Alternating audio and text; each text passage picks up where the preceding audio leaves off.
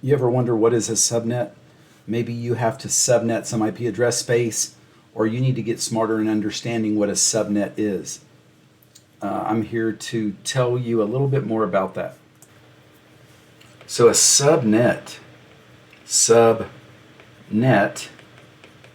is a sub-network.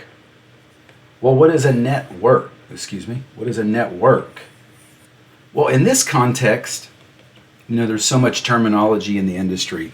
A network is this or a network is that. Well, in the context of IP subnet, a network is a section of IP addresses. Okay? We know that an IP address,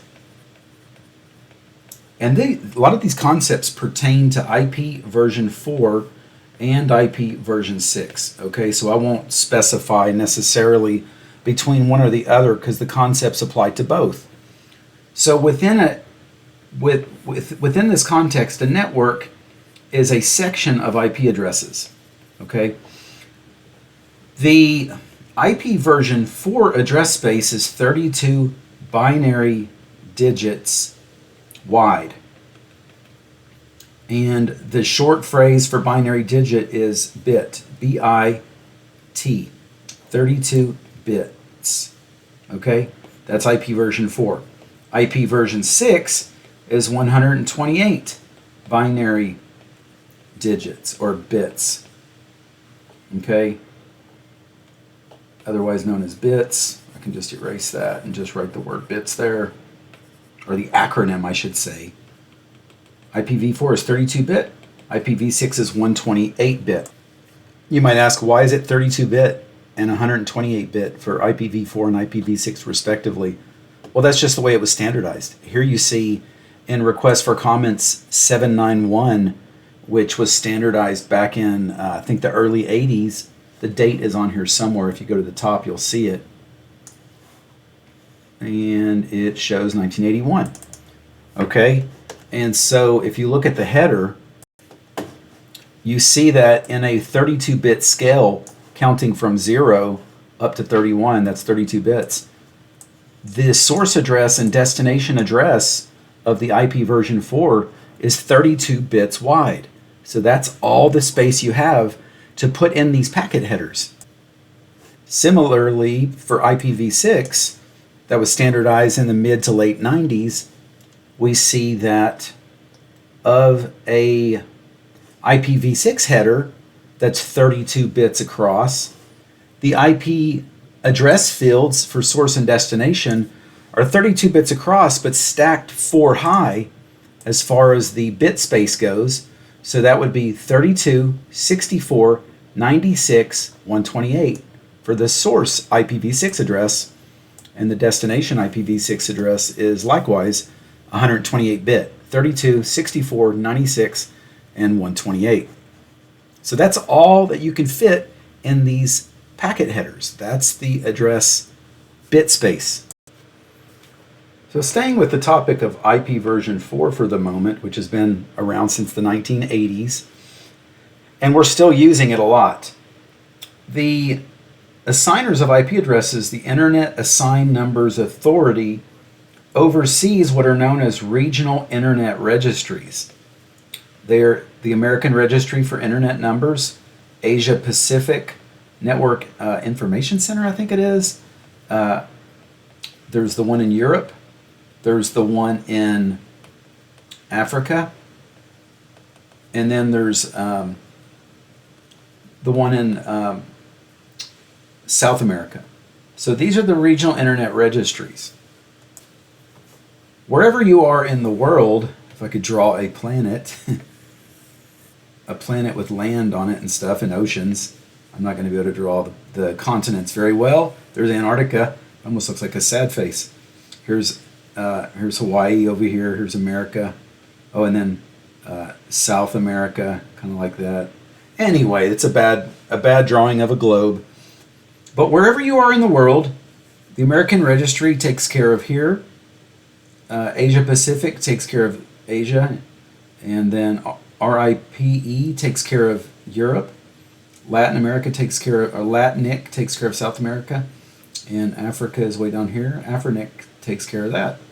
And I forget exactly where Australia falls, but it's in one of these. I'm pretty sure I got all of them.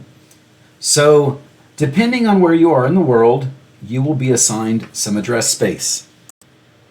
For discussion purposes, we will use this subnet just to explain what's going on with subnetting. Now, I'm not going to get into how to subnet. I've got other videos for that. I might even make more later, but I just wanted to present the concepts of subnet. Okay, a subnet is a subset. Well, a subset is a smaller group of something larger.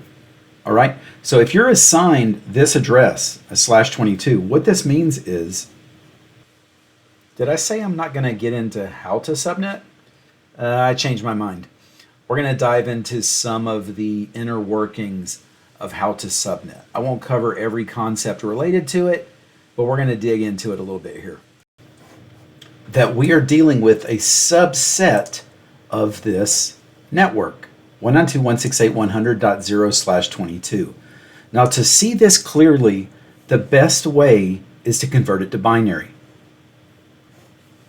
192.168.100.0 in binary is that number right there. One thing to know about subnetting is the prefix that you're given is the definition or the boundary between what is known as N bits and H bits, network bits and host bits. So if /22 defines where the delineation between the leading network bits and the trailing host bits are, then let's look at that. If we look at a scale of 32 binary digits, because we know an IPv4 address is 32 bits wide, then we can go all the way over to bit number 22, and we know that's where the dividing line is for the prefix that we've been allocated. So if I add this slash in there, that's where the slash is defining the boundary between network and host. So if we note which ones are network bits and host bits, 1, 2, 3, 4, 5, 6, 7, 8, 9, 10, 11, 12, 13, 14, 15, 16, 17, 18, 19, 20, 21, 22. That's the 22 network bits. And the host bits is the remaining 10, because we know a 32-bit wide address minus those 22 bits leaves 10. Excuse me, let me put my cursor there. 1, 2, 3, 4, 5, 6, 7, 8, 9, and 10. When you're creating subsets of a superset or subnets of a supernet, you can never change the network bits that were assigned to you. So those will always be the same. Your ability to create subnets for your network only lies in your ability to redefine H bits as N bits. Did you get me on that? Your ability to create subnets only lies within these host bits here. Subnetting is an activity in sliding that slash boundary to, let me point my finger the right way, to this direction. So this slash boundary here, your ability to create subsets or subnets of this superset or supernet is your ability to slide that slash boundary and redefine, for instance, those 3 H bits that I just highlighted as N bits. Okay? Now, if this is your network back here,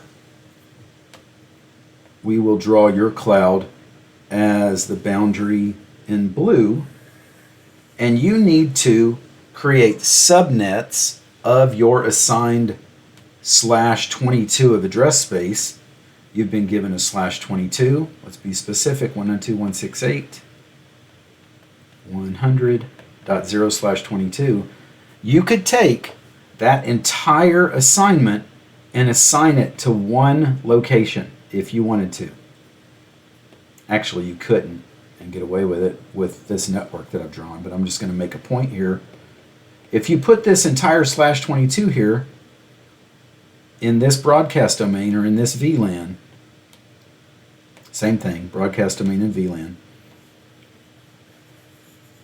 First of all, you would be grossly wasting your address space because you have 50 computers over here on this VLAN and you just gave it a /22. And so this /22, if you do the binary math, comes out to, I believe it's 1,024 minus 2 of addresses. So you got like 1,000 addresses tied up in a broadcast domain or on the router interface where you only need 50. This would not be frugal usage of your address space and would not be very conservative of how you would be assigning and creating subnets. Now, you're not even creating a subnet. You're taking the 1/22 you've been given and assigning it to one place. And so what you really need is several subnets created here. Let me draw this. What you really need is you're going to need at least a /30 between this router to router link, you will need a /30 here as well. You're going to need a /30 here. Then you're going to need something large enough to satisfy 100 hosts on that VLAN and something large enough to satisfy 50 hosts on this VLAN. So you really need 1, 2, 3, 4, and your 5th subnet for this network that you have, and you need to make that happen using that address space. You need to create 5 subsets, otherwise known as subnets, of that assignment that you've been given. So again, remember I told you that the /22 portion of these network bits will never change in any of your assignments. You will only be sliding the / boundary to the right, okay?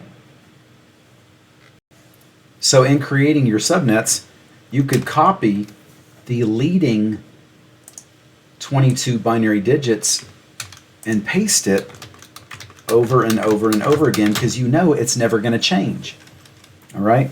Let me just put a / boundary there. That'll represent the 22 boundary. Okay? Your ability, once again, to create subnets lies in changing these host bits as network bits. Okay? So you could see that a binary digit is only a 0 or a 1. So if you put a 0 here, well, the next unique number is 1. Okay, so that would have been creating 2 /23s.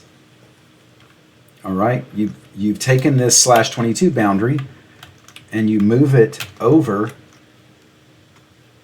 I'm just cutting and pasting that / boundary. Now you've created 2 /23s, which is 512 unique binary characters and another 512 unique binary characters. The way that we do this math, by the way, is 1, 2, 3, 4, 5, 6, 7, 8, 9. If we take 9, if you open up a Windows calculator and you go to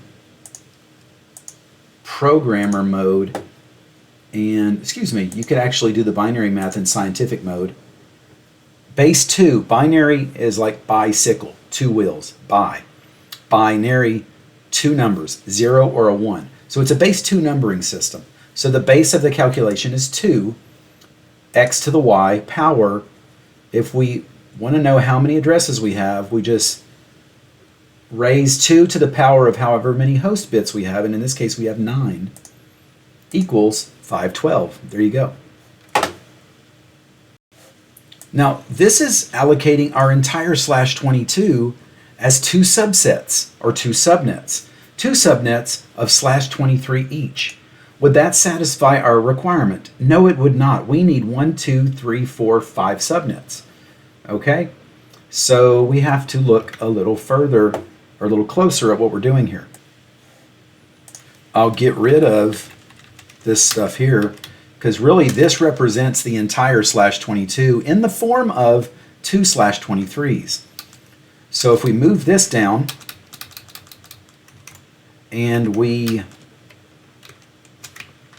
take this and divide it once again with a 0 and a 1. That is sliding that slash over like this and creating half of a 512 group, which is a 256 group. Two 256 groups. If you examine the binary, you can see that it remains unique. Now, once you subnet, the supernet is no longer able to be used as for a specific assignment in your network. This now represents the overarching supernet, if you will, for these two valid subnets. If you so desire or need to assign two /24s in your network. Again, I'm going to say this was a /23, and these are two /24s.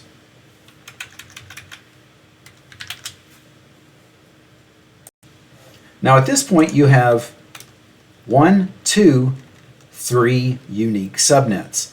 That still doesn't satisfy our requirement where we need 5 subnets. Let's go back. We have to continue on. By the way, when going through an exercise of subnetting, I would suggest partitioning out or further subnetting one of your large blocks first. Don't go chopping up this next block. You might need that later for a rainy day, so to speak. So save that large block for a large requirement that you may have down the road. By the way, do you see how easy this is to visualize in binary? Yeah, it's very easy to visualize the change in the bit pattern by flipping a 0 or a 1. All right, this is why you get to the binary quickly when dealing with IP subnetting or supernetting, so that you can see clearly where the delineation between network bits and host bits occurs. Of course, when dealing on byte boundaries, that is where the dots are in a dotted quad representation, the 8th bit, the 16th bit, or the 24th bit, it's really easy to not have to deal in binary. You can stay in decimal. But efficient IP subnetting in the classless model is done on the bit boundary in IP version 4. Okay, so lazy man subnetting, or just real quick and easy subnetting, if you have RFC 1918 private address space, is often done without going to binary. You can easily visualize it in the decimal number of the dotted quad representation, and you don't need to go to binary. But in practice, in the real world, using the finite, precious IPv4 resources that we have, being in binary is quite helpful in seeing exactly where that bit boundary separation is. So let's further break out this next one. I'll move this down. We'll copy and paste this twice, because when chopping it in half, you always do it 2 times. This first /24 is going to be further subdivided into 2 /25s. Let's move the slash over.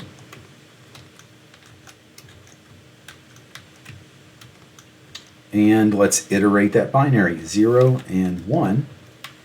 And if these are /25s now, that would be half of 256 is 128. And of the /25, you have what remains? 26, 27, 28, 29, 30, 31, and 32. Okay, good. Our math is correct. So now we have 2 /25s, a /24, and a /23.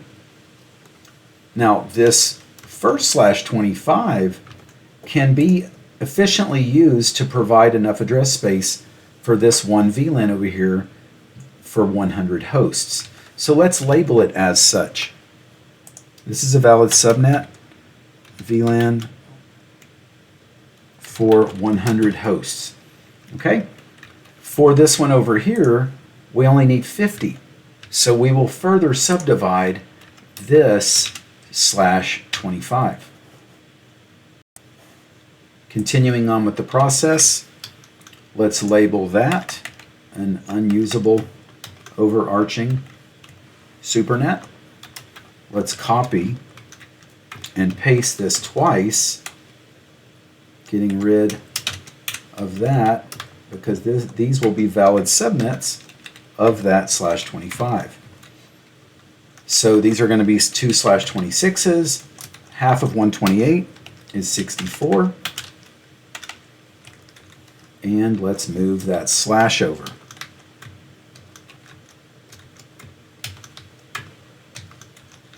I hope you are visualizing this as we iterate the uniqueness of the next binary field.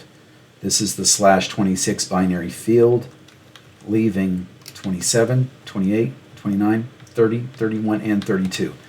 Something I'll point out, if it should be already obvious by now, but the slash is always after the bit that we were talking about. So /26 means this slash is after the 26th bit. Okay? All right, so a /26 means these 26 bits are what make up the N bits, the network bits. And as you can see, it's just unique enough to be a unique subset or subnet. All that needs to be different is one binary digit. There you go. So I just paused to emphasize that. Now, this first /26 can be a sufficient allocation of 64 binary combinations to satisfy these 50 hosts over here. So that's going to be for the VLAN for 50 hosts. This next one we will subdivide for these 1, 2, 3 /30 subnets. So let's continue on in this process of cutting this one in half twice. We will relabel the overarching supernet, and these will become 2 /27s of 32 bits wide. Excuse me, of not 32 bits wide, 32 binary combinations of, let's move this and we will talk about that, of 1, 2, 3, 4, 5 bits wide. The way that we find out that we have 32 binary combinations for host addressing is by doing 2 to the nth power, n being the amount of host bits that we have. This can be easily seen. This can easily be seen in a calculator. If you go in scientific mode and you look at the exponential math, or the exponent math. So binary is like bicycle. Bicycle has 2 wheels, so binary digits have 2 digits, either a 0 or a 1. That means that the base of the calculation is the number 2. X to the y is the power, the nth power is how many host bits you have.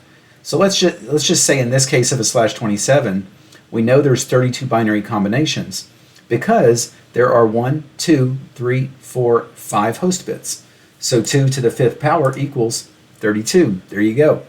Now in subnet calculations, in IP address calculations, you always subtract 2 because the all zeros host bits is the subnet ID and the all ones host bits is the broadcast address for that subnet. Everything in between is usable for IP addresses. So we would say -2 equals 30 addresses. In practicality, you use 1 for the default gateway router interface, so you really only have 29, okay, for a example of a /27. So knowing that we need 2 IP addresses, 1 for this router interface and 1 for this router interface, which equates to a /30, and we need 3 of those /30s, we will continue on in our exercise of creating subnets. All right, so let's move this one down and let's copy and paste this 2 more times, creating further division of this slash 27 will yield 2 slash 28 of 16 bits wide. Excuse me, not bits, 16 binary combinations wide, which equates to 4 bits wide. And I apologize, we never changed the bit combinations. This would be 0, this one would be 1 of those 2 slash 27s we recently or just previously created. Now we're subdividing this one, and of course it's the 0 supernet, and so now we iterate this slash 27 into 2 slash 28s of uniqueness 0 and 1, so now we have 2 slash 28s. But this doesn't create the slash 30s yet, so let's continue on.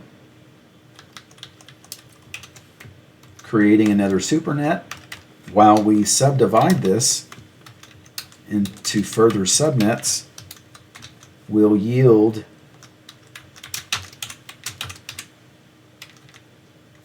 two more valid subnets.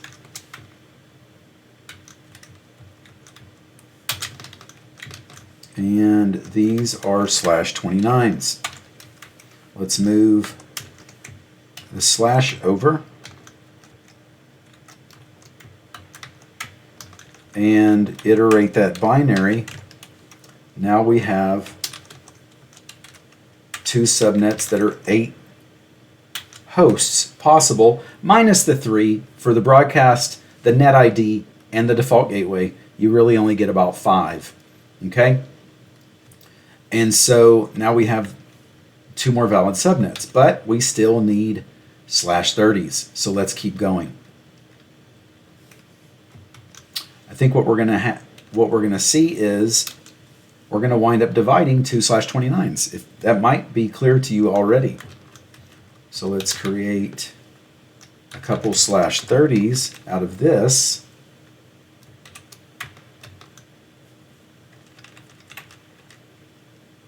And I will move this one down because that will stay valid. Okay, now we have 2 slash 30s here of 4 binary combinations wide, moving the slash boundary over. 0 and 1. Now we have 2 of those slash 30s that we need. We can stop there, but we need to go get this other slash 29 and do likewise. Let's divide that. Let's call this an overarching supernet. Let's divide this out into 2 slash 30s. Let's move this slash over. Let's create that binary uniqueness. And now we see we have the 1, 2, 3 slash 30s that we need. And we can label those. We'll just call it number 2, number 3, and number 4. So this one is number 2, number 3,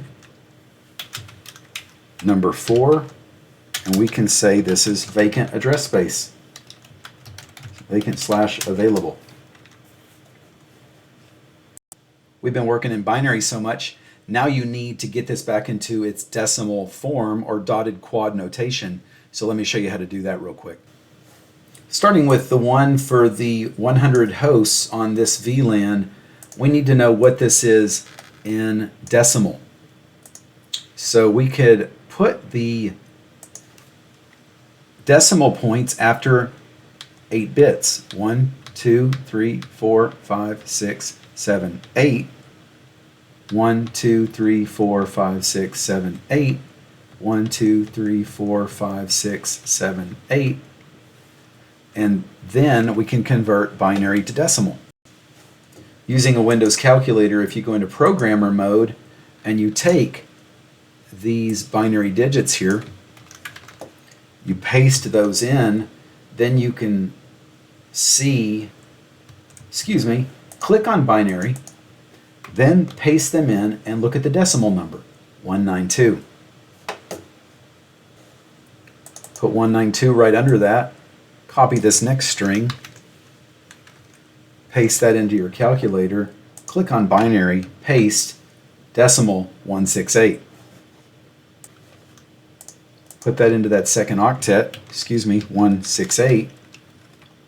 Copy that next one, you know what, I'll just put it like this. Copy this next field.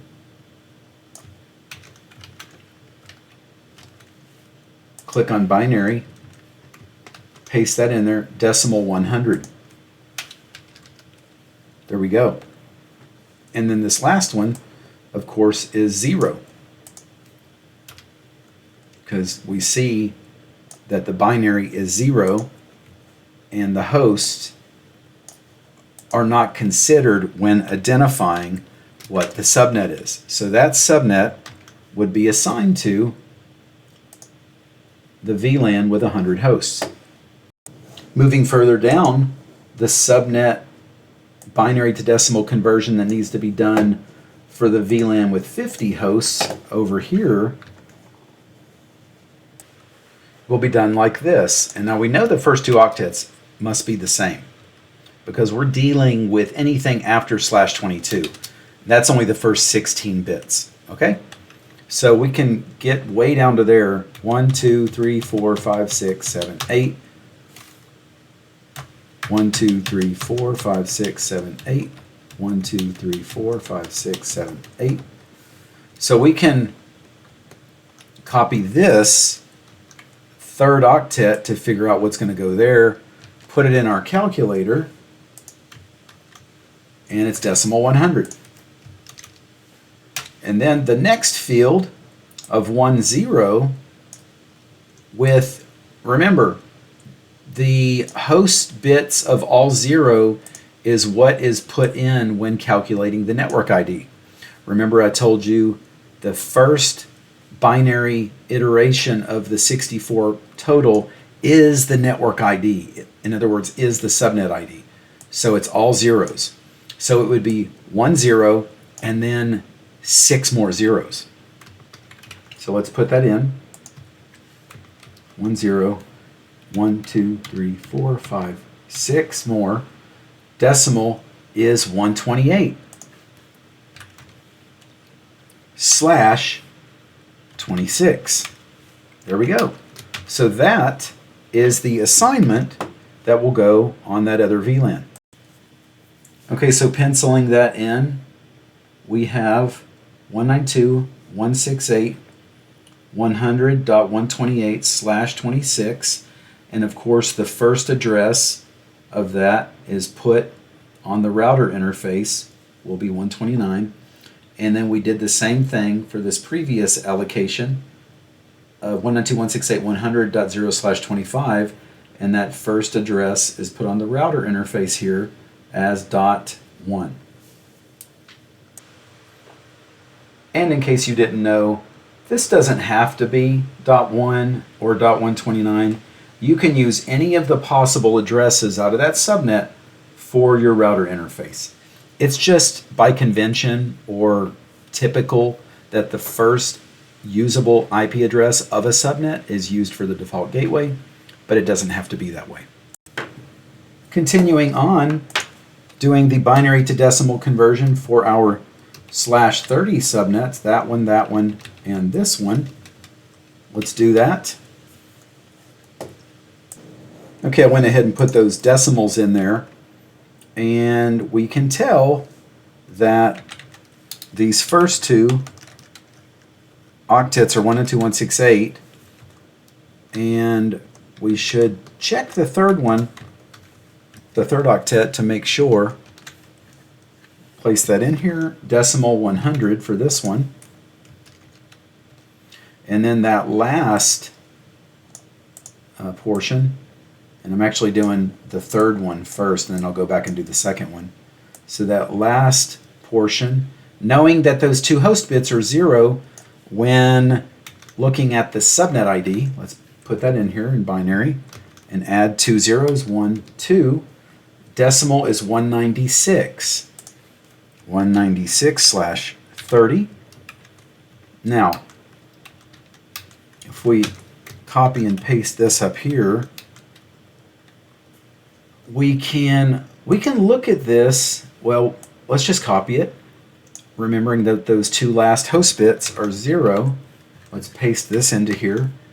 1, 2, decimal 192. Let's change that. There we go.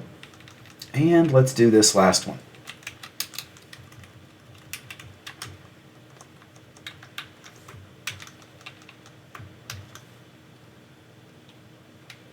Let's look at that third octet to make sure. Let's paste this into here. Decimal 100. Let's copy that fourth octet, first 6 bits, and then add 2 zeros. 1, 2. Decimal 200/30. Now, interestingly, we know that these are 4 bits. We know that there are 4 binary combinations in each one of these /30s. The first one, all zeros, is the subnet ID. The last one, all ones, is the broadcast address. The 2 in between are the ones that are used for IP addresses for the 2 router interfaces on a /30. So knowing that there's 4 binary combinations, you can then see very easily that in decimal form, the increment is 4. 192 plus 4 is 196 plus 4 is 200. So when you sequentially number /30s, you have that nice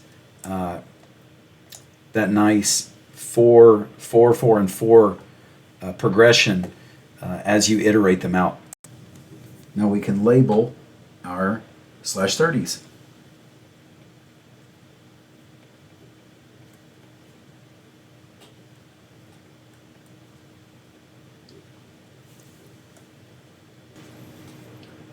(192.168.100.192/30), 196/30, and 200/30. Hey, I hope that was helpful, and I'll see y'all later.